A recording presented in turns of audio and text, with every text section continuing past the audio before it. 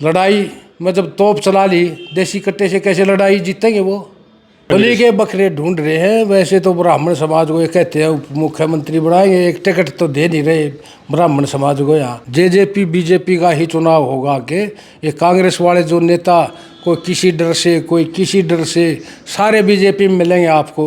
ये लोकसभा का चुनाव होने के बाद सबकी इनकी मजबूरियाँ हैं। और अब देख लेना मनोहर लाल खट्टर जी के सामने भी ऐसा मजबूत प्रत्याशी लाएंगे, 8 की 8 जगह 10 की 10 जगह ऐसे मजबूत प्रत्याशी लाएंगे। तय हो जाएगा किसको नुकसान पहुंचा रहे, कहाँ कौन पार्टी ने किसके मुताबिक कैंडिडेट खड़े किए। ये टिकटों का वितरण होने दो। ये चुनाव है इसीलिए जो इनके झूठे आरोप थे ये कांग्रेस बेनकाब हो जाएगी। फिक्सिंग कांग्रेस की है या जेजेपी की है। आप देख रहे हैं हरियाणा स्पेस। मैं आपके साथ रोणदुन लोकसभा चुनाव का डंका बज चुका है। हमारे साथ बातचीत के लिए मौजूद हैं जेजेपी के राष्ट्रीय सचिव व बरोदाल काशीपुरम प्रत्याशी रहे भूपेंद्र मलिक। तो उनसे हम जानते हैं। मलिक साहब, सांसद दीपेंद्र हुड्डा ने आरोप लगा दिया, बड़ा आरोप जेजेपी पार्टी वो अब यह वोट काटू पार्टी है और बीजेपी के साथ मिली हुई है। अरुण जी, आपके सभी दर्शकों को पहले तो मैं नमस्कार करता हूँ। अब जो खुद फिक्सिंग किए हुए हैं, कितने ऐसे उदाहरण मौके दिखाऊं आपको। कांग्रेस के लोग 2 तो राज्यसभा के चुनाव में फिक्सिंग उजागर हुई। कांग्रेस वालों ने तो बीजेपी के कैंडिडेट जितवाए वहाँ। और अब फिक्सिंग की बात ले लो आप, फिक्सिंग तय हो जाएगी जिस दिन कांग्रेस टिकट बांटेगी। यहाँ अब हमारी पार्टी ने 2 सीटें फाइनल की हैं। भिवानी महेंद्रगढ़ से राव बहादुर सिंह को उतारा है। उससे किसको नुकसान है? बीजेपी की कोई तो नुकसान है और हमारा प्रत्याशी बहुत मजबूत है, वहाँ जीतेगा। और दूसरा आ जाओ हिसार में, वहाँ लगभग हमने तय कर दिया श्रीमती नैना चौटाला जी चुनाव लड़ेंगी। उनके सामने तो उनके परिवार के चौधरी रणजीत सिंह चौटाला चुनाव लड़ रहे हैं बीजेपी की टिकट से। हाँ, जब परिवार से फिक्सिंग नहीं तो बीजेपी को ही तो नुकसान पहुंचेगा और नैना चौटाला जी जीतेंगी वहाँ से। उनकी परंपरागत सीट है। दुष्यंत चौटाला जी भी वहाँ से सांसद रहे हैं। उनको हराने के लिए ही तो खुद आए हैं मैदान में। अगर फिक्सिंग होती तो और किसी को उतार देते। खुद इसीलिए आए हैं कि उनके परिवार का था तो वो खुद आकर ही उसको हरा सकते हैं। तो खुद श्रीमती नैना चौटाला जी जीतने के लिए खड़े हुए हैं, कोई किसी उनको फ़ायदा पहुँचाने के लिए नहीं। बीजेपी को अब ये तय हो चुका है। और अब सोनीपत सीट पे आ जाओ, चौधरी भूपेंद्र हुड्डा जी ने यहाँ चुनाव लड़ा था, 1,65,000 से हारे थे। तो वो एक्सपेरिमेंट कर लिया। उधर ब्राह्मण प्रत्याशी था जो कांग्रेस के सबसे बड़े जाट नेता थे, जो कांग्रेस की सबसे बड़ी तोप थी, उसने चुनाव लड़ा और उधर ब्राह्मण ने चुनाव लड़ा। जब तोप से लड़ाई नहीं जीत सके वो, अब किसी देसी कट्टे से कैसे जीत जाएंगे? लड़ाई में जब तोप चला ली देसी कट्टे से कैसे लड़ाई जीतेंगे वो। अब फिर ऐसा ही प्रत्याशी लाएंगे। अब कोई नया जाट चेहरा ला देंगे बीजेपी के सामने, बीजेपी के कहने से जो 35-1 बना देंगे फिर।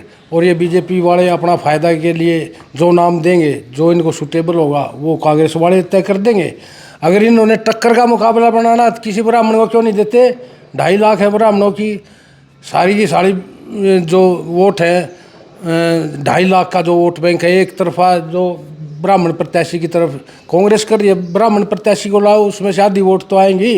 और बाकी जो जाट नेता कहते हैं अपने आप को, तो जाटों की वो दिलवा देंगे, या फिर उनको डर होगा वो वोट नहीं दिला पाएंगे, वोट कट जाएंगे उनकी। तो आपका मानना है कि बलि के बकरे ढूंढ रही है? बलि के बकरे ढूंढ रहे हैं। वैसे तो ब्राह्मण समाज को ये कहते हैं मुख्यमंत्री बनाएंगे, एक टिकट तो दे नहीं रहे ब्राह्मण समाज को यहाँ। तो ये फिक्सिंग इनकी उजागर हो जाएगी जिस दिन ये टिकटें बांटें। कितने मौके दिखाओ इनकी फिक्सिंग है, बोलते भी नहीं इनके खिलाफ। तो ये हमारे नेता तो जिस दिन से गठबंधन टूटा है, जो बीजेपी की कमियां हैं उनको ला रहे हैं सामने। और अब देख लेना मनोहर लाल खट्टर जी के सामने भी ऐसा मजबूत प्रत्याशी लाएंगे, 8 की 8 जगह 10 की 10 जगह ऐसे मजबूत प्रत्याशी लाएंगे। तय हो जाएगा किसको नुकसान पहुँचा रहे, कहाँ कौन पार्टी ने किसके मुताबिक कैंडिडेट खड़े किए। ये टिकटों का वितरण होने दो।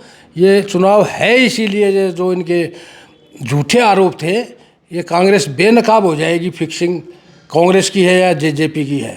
जेजेपी का और बीजेपी का ही मुकाबला होगा सोनीपत में भी। देखना आप, ये जो हिसार लगा लो, भिवानी लगा लो, कांग्रेस तो तीसरे बजाएगी।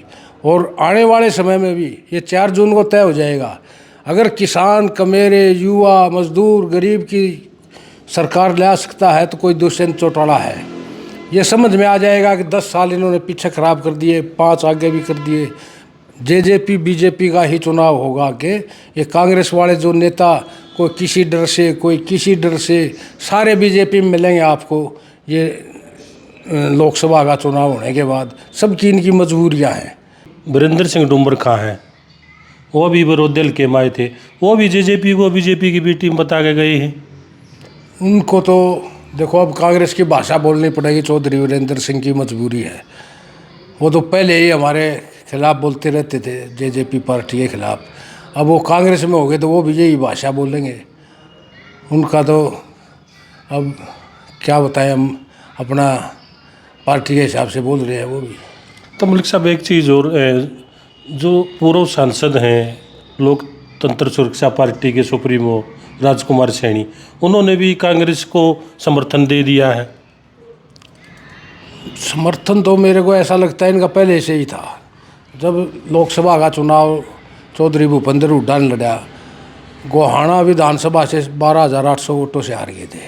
तो विधानसभा में उन्होंने सोचा ये सीट कैसे जीती जाए। जगबीर मलिक को जिताने के लिए राजकुमार सैनी को लेके आए थे कि 35-1 हो जाए, जाट वोट उनको मिल जाए, इसलिए ले आए थे। उसके बाद बड़ौदा उपचुनाव में भी भालू को जिताने के लिए राजकुमार सैनी को चौधरी भूपेंद्र हुड्डा जी लेके आए थे यहाँ। तो अब राजकुमार सैनी जी ने भी खुद कहा है कि जयप्रकाश जी के माध्यम से मैं हुड्डा साहब से मिलकर वहाँ मिला। ये तो तय होता जा रहा है, अब लोगों को समझ में आती जा रही है। ये तो पुराने संबंध थे। तो आप कह रहे हो कि अगला मुकाबला जेजेपी और बीजेपी का होगा। 4.5 साल दुष्यंत चौटाला प्रदेश का डिप्टी सीएम रहा है, तो 4.5 साल में इसे काम करे हैं। अब आगे वो बीजेपी के साथ मुकाबला आपकी पार्टी। दुष्यंत चौटाला जी के पास मात्र 10 विधायक थे और 4.5 साल ना को इसको। 2 साल तो कोरोना में गए, 1-1.25 साल किसान आंदोलन में निकल गया, 1 साल 1.25 साल में वो काम करके दिखाएंगे जो कभी चौधरी छोटू राम जी की सोच थी। क्या सोच थी उनकी कि किसान को उसकी फसल का सीधा पैसा मिले, ना कि किसी बिचौलिए की मार्फत मिले। तो उन्होंने ऐसी व्यवस्था बनाई कि 48 घंटे में किसान की फसल का सीधा पैसा में डीबीटी के माध्यम से उसके खाते में आए। और जो फसल खराबे का भी पैसा है, जो पहले क्या था 5-5, 10-10, 100-50 के चेक 1 साल के बाद बांटे जाते थे, अब फसल खराबे के पैसे भी सीधे किसान के खाते में आते हैं। तो सोनीपत लोकसभा की बात करिए। सोनीपत लोकसभा में जेजेपी की किस प्रकार की तैयारी मलिक साहब? जेजेपी मजबूत है यहाँ। अब आने वाला मुकाबला जो है जेजेपी और बीजेपी का ही होगा। कांग्रेस तो डम्मी उम्मीदवार लाएगी, लोगों को पता लग जाएगा फिक्सिंग इनकी, और ये तय हो जाएगा। जेजेपी यहाँ से कांटे की टक्कर से देगी बीजेपी को।